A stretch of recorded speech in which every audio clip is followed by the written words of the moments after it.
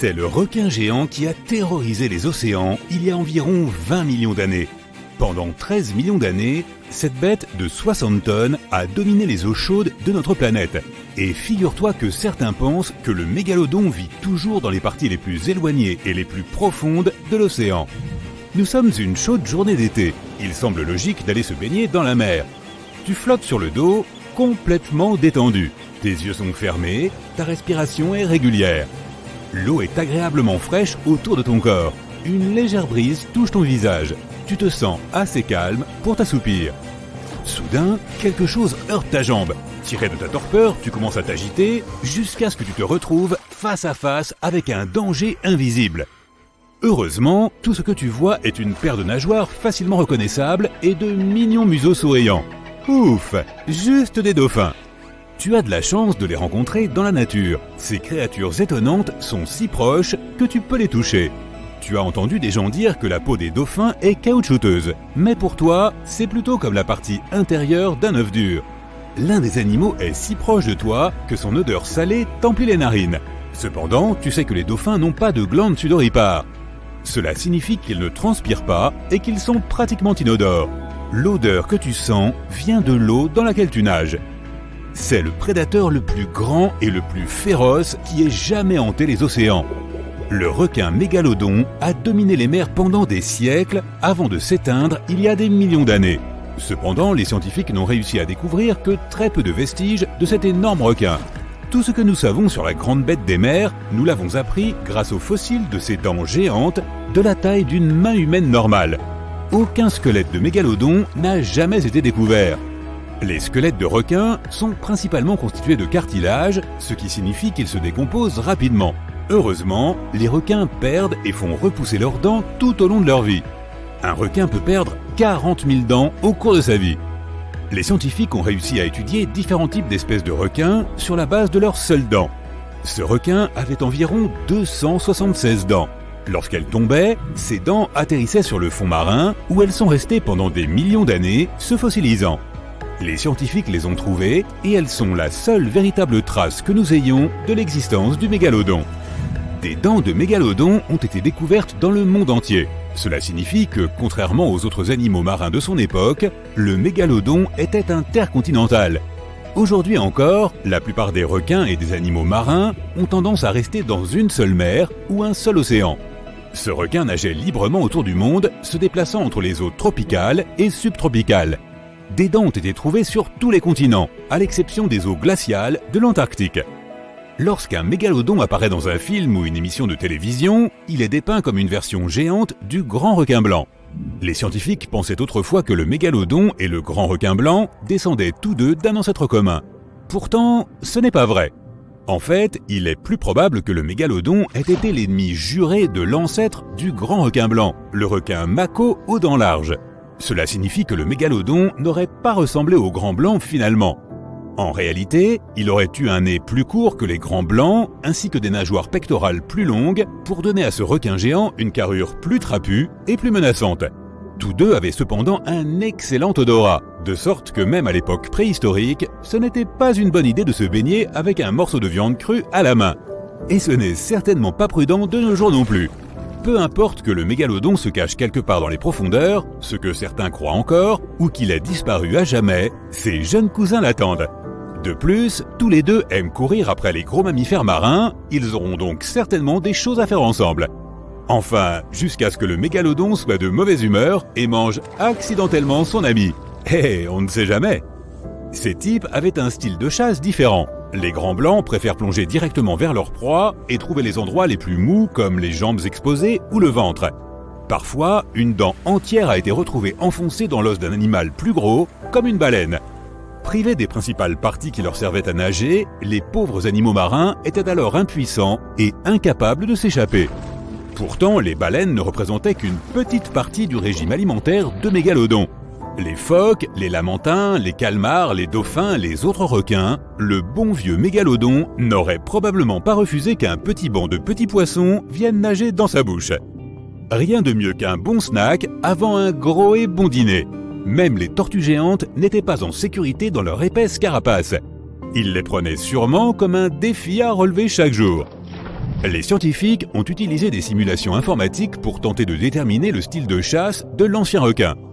Grâce à cette technologie, les scientifiques ont découvert que le style d'attaque du mégalodon était très différent de celui des requins modernes. Les requins modernes plongent directement vers l'endroit le plus vulnérable de leur proie, par exemple le ventre mou d'un phoque. Plus d'un tiers de toute la vie marine a été anéanti, car les océans se sont refroidis et le nombre d'animaux au bas de la chaîne alimentaire a chuté. Cela a eu un effet catastrophique sur les prédateurs affamés du haut de la chaîne.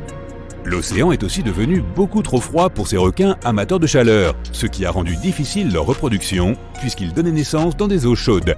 Le mégalodon est généralement décrit comme une sorte de grand requin blanc géant, mais ce n'est qu'un mythe. En fait, les ancêtres du grand blanc d'aujourd'hui ont existé en même temps que le meg. Mais ils n'étaient pas les meilleurs amis du monde et étaient même en compétition l'un avec l'autre. Le requin grand blanc était un meilleur chasseur, utilisant sa taille plus petite et son agilité pour attraper rapidement les proies du meg. Il était également connu pour manger les petits des mégalodons, qui ne faisaient que la moitié de leur taille. Cela n'a toutefois pas contribué à l'extinction de l'espèce. Même les bébés mégalodons étaient énormes, mesurant un peu moins de 2 mètres. Si un grand blanc n'était pas de taille à affronter un meg adulte dans un combat frontal, il n'avait pas peur de lui voler sa nourriture. Il ne restait plus que les plus gros poissons et les baleines pour le meg, mais ses réserves de nourriture ont commencé à s'épuiser lorsque les baleines ont nagé vers les nouvelles mers plus fraîches. Les baleines se sont adaptées aux températures plus froides, laissant notre ami le meg affamé. Les mégalodons sont morts de faim et de froid jusqu'à l'extinction de l'ère glaciaire. Plutôt qu'un grand blanc, le mégalodon ressemble davantage à un requin taureau moderne. Il avait un museau court, une mâchoire inférieure plate et d'énormes nageoires pectorales pour supporter son poids et sa taille imposant. Aussi effrayants qu'ils soient, ces requins étaient en fait des parents attentionnés. Plusieurs zones de nurserie de mégalodons ont été découvertes en Floride, dans le Maryland et au Panama. Ils donnaient naissance à leurs petits dans des environnements d'eau peu profondes. Nous le savons grâce à la découverte de tas de petites dents de mégalodons trouvées dans ces zones. Mais comment se fait-il qu'il y ait autant de dents de mégalodons à analyser ? En raison de leurs habitudes alimentaires désordonnées et agressives, les requins perdaient régulièrement leurs dents.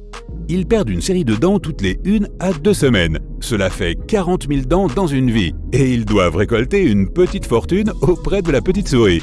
À cause de cela, leurs dents tombent continuellement au fond de l'océan. Heureusement pour nous, elles sont aussi la partie la plus dure du squelette d'un requin. C'est pourquoi tant de dents ont survécu et se sont fossilisées. Et on peut dire que les premières découvertes des dents de mégalodon ont déconcerté les gens. Les premiers qui les ont découverts pensaient que ces dents étaient des langues pétrifiées d'anciennes créatures serpentines. Ils les appelaient même « pierres de langue ». C'est aussi un mythe courant que le mégalodon a vécu en même temps que les dinosaures, même si cela aurait été épatant. Les dinosaures se sont éteints il y a environ 66 millions d'années, tandis que les mégalodons sont arrivés bien plus tard. Le plus vieux fossile de mégalodon n'a que 23 millions d'années environ, mais il est difficile de déterminer la date exacte.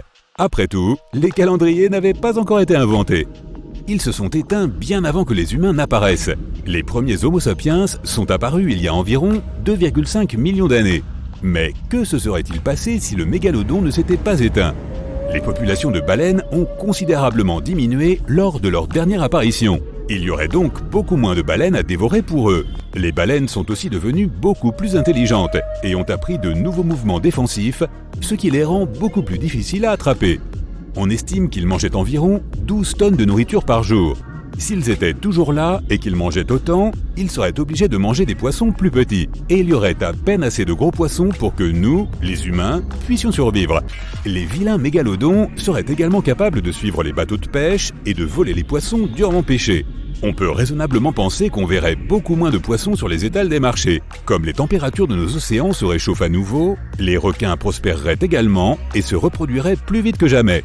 Il y aurait de plus en plus de ces machines à manger géantes dans l'eau, ce qui réduirait encore plus nos réserves de poissons.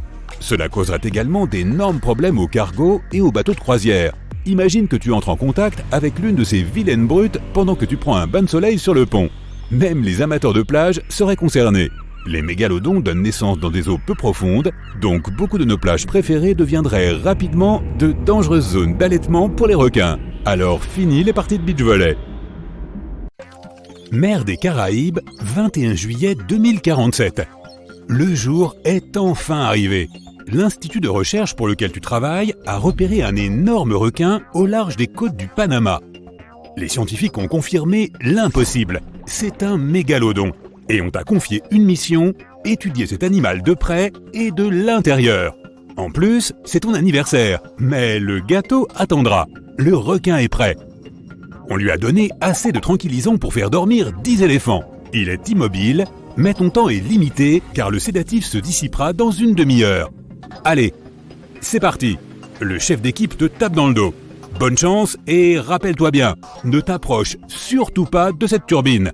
Ah oui, on a installé une turbine sur le requin pour que l'eau passe à travers ses branchies afin de le faire respirer. Reçu, tu sautes par-dessus bord. Tu règles ton minuteur sur 25 minutes, juste au cas où. Le requin n'est pas très loin de la surface. Il fait 18 mètres de long et pèse environ 50 tonnes. C'est la taille d'un wagon de train. C'est une grande fille. Les mâles ne dépassent pas les 12 mètres. Tu t'approches d'elle, retires l'un de tes gants et tends la main pour la toucher.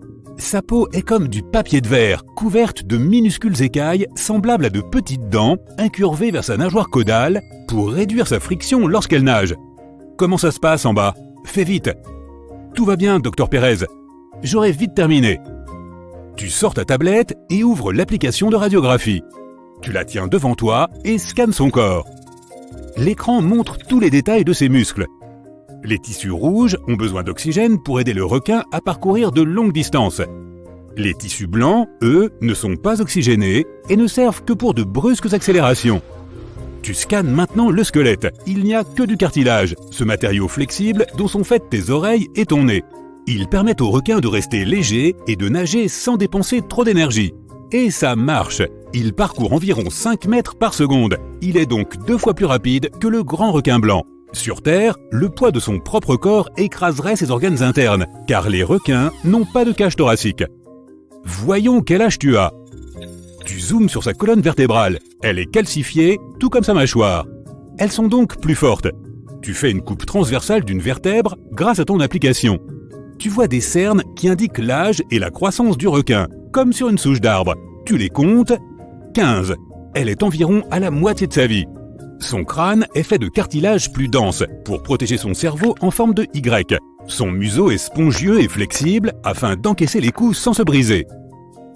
Plus que 20 minutes de sédation, tu en es où? Le chef d'équipe te relance. Les analyses musculaires et squelettiques sont terminées.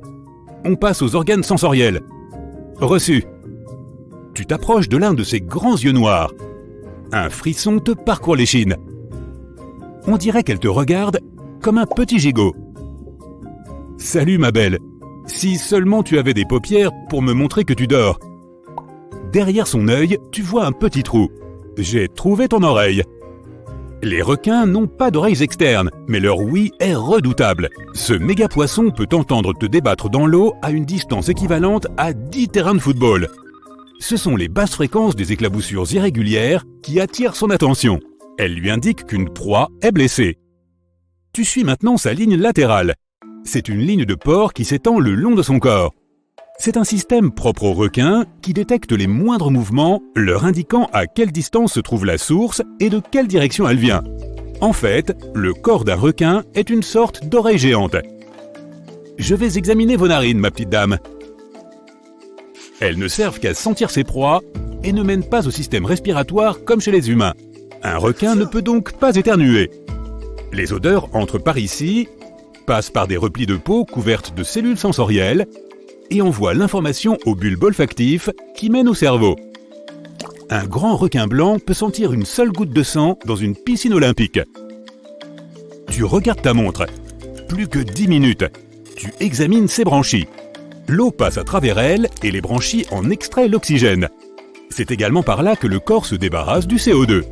C'est l'équivalent de ses poumons, sauf que l'échange oxygène-dioxyde de carbone se produit au niveau cellulaire et c'est le sang qui le transporte. Tu passes au système cardiovasculaire. Voici son cœur en forme de S. Il est petit par rapport au reste du corps et ne comporte que 2 chambres. Il envoie le sang vers les branchies, où ce dernier capte l'oxygène avant de se diriger vers les tissus du corps. C'est l'activité musculaire qui réchauffe le sang du requin. Ceci n'est possible que parce que les veines et artères reliées au cœur sont très proches les unes des autres. Un sang plus chaud que son environnement et qui n'en dépend pas directement, contrairement aux autres poissons, permet au mégalodon de chasser dans des eaux plus fraîches, même s'il préfère les zones chaudes. Cela signifie que rien ne peut lui échapper. Tout son corps est conçu pour détecter et engloutir la moindre proie. Nous avons quelques fluctuations dans ces signaux vitaux. Dépêche-toi. J'ai presque fini. Il te reste une chose, sa bouche et son tube digestif. Tu nages jusqu'à ses mâchoires, en prenant soin de garder tes distances avec le courant qui se dirige vers son visage. Ses mâchoires ont été maintenues ouvertes pour t'aider à les examiner. Elles sont énormes, 3 mètres de diamètre et presque 3 mètres de hauteur. Tu pourrais facilement tenir debout dans sa gueule tout en portant un ami sur tes épaules. Elle s'ouvre à 100 degrés afin d'accueillir les plus gros poissons, les baleines et même d'autres requins. Il doit manger plus d'1 tonne de nourriture par jour, soit plus que ce qu'une personne moyenne mange en un an. Ses mâchoires peuvent exercer une force de 14 tonnes, contre 1800 kg pour le grand requin blanc et 70 kg pour l'homme.